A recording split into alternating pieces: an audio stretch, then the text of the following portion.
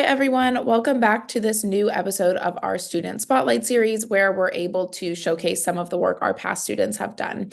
I'm Charlotte. I'm one of the outreach coordinators here at CCIR, and it's our pleasure today to have with us Aashi, who did one of our Future Scholars Program courses. So Aashi, can you just tell us a little bit about yourself, so where you're from, what year in school you are, and then which course you took? So my name is Aashi. I live in Bangalore, which is in India. I'm currently a grade 11 student. I took this course over the months between grade 10 and 11 for me. And the course that I did was based on machine learning and natural language processing. Great. And then can you tell us, just in general, for people who aren't familiar, what machine learning is or what natural language processing is, can you tell us in general what that is and then what this course aimed to achieve? So machine learning and natural language processing are sort of subsets of AI. Machine learning, sorry, is where you train an AI model again and again, and it sort of learns from its mistakes or whatever experiences it has throughout the project. And natural language processing is essentially exactly what it sounds like. When you have text in a natural sense, such as just a conversation we're having, that sort of the text that comes out of that, if you can process that and make it so that a machine can understand what it means. And the objective of the course that I did, we were discussing specifically natural language processing and parts of speech. Great. And then what made you seek out this course or this program in particular?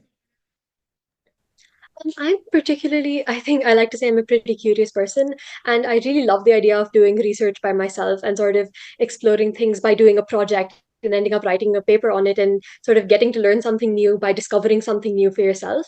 I found this course particularly interesting because you'd be learning from a professor and you'd be having a bunch of lectures, but at the same time, you'd also be able to explore your own project and then come out with something that was like a report on everything you've learned. Yeah, and then let's discuss your project a little bit. So can you tell us in general what your topic was, maybe what the title of your research paper was, and then what led you to want to delve into this topic?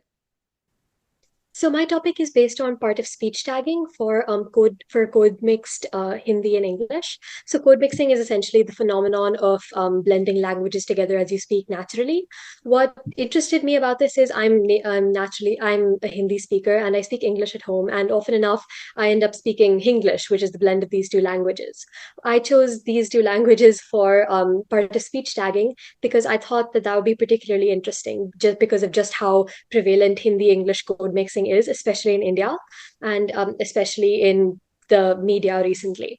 So, what part of speech tagging essentially does is it breaks down the sentence and it labels each specific word according to its grammatical syntax in the sentence. And that's a really important task for a lot of natural language processing that comes in the future. Great. And then what were your research methods and what was the process of collecting data like for you? So what I essentially did was I found a data set that had the sentences and the tags that I needed, and I created a model that I could then train on this data. And I conducted a bunch of different experiments on that to see what its accuracy, its precision, and its recall was. And I've collated that into a sort of error analysis report. And can you tell us a little bit about the findings that you found? Yeah. So a lot of so it's actually interesting.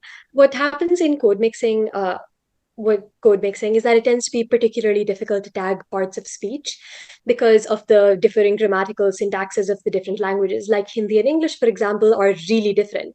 And mixing them together, it tends to be pretty interesting because it takes the grammatical syntax from one sentence from one language and puts a bunch of words from the other language into it. And sometimes that causes a lot of confusion for a model. So those are a couple of things that I'm working on, trying to see which specific parts of speech it struggles with the most, what the different languages are specifically for the words that have been mistagged. And yeah. And then can you tell us from your findings or from this field in general, what is the importance of your findings for the field or for in the general public as well? So generally, with these, like I mentioned, these part of speech tagging is really important in natural language processing in general because it's important for information extraction and translation tasks. So get these findings sort of act as a baseline, so you can see what's going wrong in this model, and then from there you can work on how you can improve this and make sure that it's far more accurate in the future, and therefore that'll lead to more accurate and smarter natural language processing models. Great. Now we're going to shift to discussing just your general experience with CCIR. So firstly, can you tell us what your experience was in the program, specifically doing a high-level research project like this as a high school student? It was pretty different from anything I've done before, because there's a very set focus throughout this project. You know that you're going to be working on natural language processing in particular, and that's not something I've had a lot of experience in, despite the fact that I've done some of my own learning on AI related projects. So I found that particularly interesting, the fact that the professor would be guiding us through this curriculum that there was designed. And I really loved that about it, because I got to learn something completely new, but the level was something that sort of worked for me based on my previous understanding. And what was also different about this was, again, conducting my own research and doing my own experiment and project. Because my assumption when I came into this program was that I'd be able to research by looking at a bunch of different research papers and then writing a report based on that. But I honestly didn't really expect creating my own model and conducting all of my own tests. And I found that a little daunting at first, but it ended up being really fun and really exciting. And that was all on top of doing a lot of reading and understanding myself. Yeah, that's a great insight. And I think also one of the great things about these programs is that it often is a student's first experience into kind of real primary research, which you often don't get exposure to in high school, which is really great.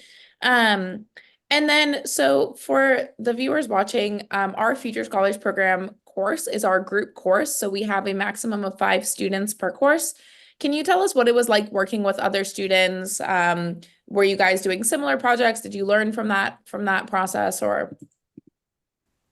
So a lot of us took research in a similar area, which tended to be part of speech tagging or dependency parsing for code mix languages in particular. Code mix languages was sort of the thing that connected all of our projects. So everyone had chosen completely different languages, and that meant that all of us had our own unique struggles. A couple of us struggled with finding a data set. Some of us struggled with tagging that data set and creating a model that would work accurately on that data set. And I think that sort of brought us all together. And during the TA sessions, in particular, we all got to listen to each other's struggles and the TA's advice, and then we worked on that and by sort of learning from what other people had done. Yeah, I think it's a really great opportunity to be able to connect with others from around the world that also have a passion for what you have a passion for. And then also, like you said, getting to learn from their mistakes or their struggles as well. Not just The their next question, mistakes. go Oh, ahead. I'm sorry. No, go ahead.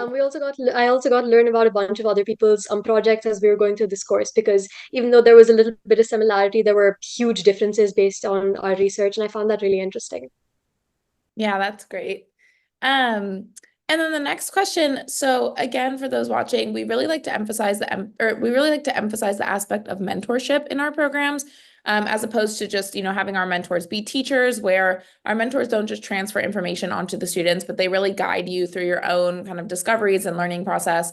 Can you tell us about your experience with your mentor as well as your TA? And what your experience was as you moved through the first kind of more traditional teaching half of the course into the latter, more research-oriented half of the course, and how they guided you through that. Yeah. Okay. So the beginning part of the course was pretty focused on the teaching, but at the same time, we had a lot of discussions in the class, and then we often presented our own learnings and things from our homework, for instance. So one of our first homeworks was to find a data set that worked, and discussing that later on with the mentor was really helpful, because we had a lot of really helpful suggestions, because this was something that not many of us had done before, and because it was so new, it was really nice to have someone who had all that experience, who could guide us a little bit and tell us a little bit of what to do, but we were also completely free to explore whatever we wanted to. And then beyond that, within the second half of the course, where it was more research oriented, we often discussed our specific projects with the mentor in class. And that's also when I got to learn about a lot of my peers' projects. And I think that those discussions were really helpful, because given the sheer amount of experience that our mentor had, it was really great to discuss this with someone who really knew what they were doing. And the TA sessions were also really helpful, because I haven't really done something like this before, and writing the code in the paper was something pretty new to me. And I thought it was really helpful that we had someone who could help us with a little troubleshooting and also guide us along this process. Yeah, that's great. And then my next question, can you tell us what it was like taking such a kind of niche course? So obviously with machine learning and natural language processing, it's not often a course you experience in high school and oftentimes not even in an undergraduate level at university. So can you tell us what it was like taking such a niche course, and having access to this, an expert in this field as well? Well, one thing was that whenever I mentioned this project, anyone, I always had to explain in excruciating detail what it was about because it's just such a niche project. But in general, it didn't really feel like something so unusual or small because all the guidance and all the research and all the learnings that we had were so extensive. And I got to come away feeling like I learned a lot about something that's absolutely huge. And particularly with the importance of AI and the whole wave of AI that's happening today, it was really interesting to hear about different people's perspectives on this and to sort of see what I can contribute to this field. That's great. And then just a few last questions. Has this course given you any insights into your future? Do you think it's maybe informed or shaped how you think of your career path moving forward at all? I don't really have much of a solid career path in mind, but now I'm quite confident that I want to continue with computer science, which has been my passion for a long time. I'm also realizing that I really want to do a lot more research in the future because this is something that I really enjoyed and I really love doing this, and I would like to do it to research more, maybe even on a similar topic on a much larger scale later on. And I think that it's just sort of shaped my decision of what kind of experience I want to have. That's great. And then the last question, what would you say to someone who asked you what the value of doing a project or a program like this is, especially for a high school student? I think that I would say that even though you learn a lot in school and you do a lot of learning by yourself, that's not really a lot compared to the amount of things that you understand and the number of things that you learn by doing a hands-on project by yourself. Because exploring that was a completely unique experience to me, and I really think that it's changed a lot of how I see research and how I see information that I see around me. And I think that this is a really great way to explore your passion and figure out what it really is that you want to do. Great. So thanks so much for chatting with me and congratulations again on your nomination to our Spotlight series.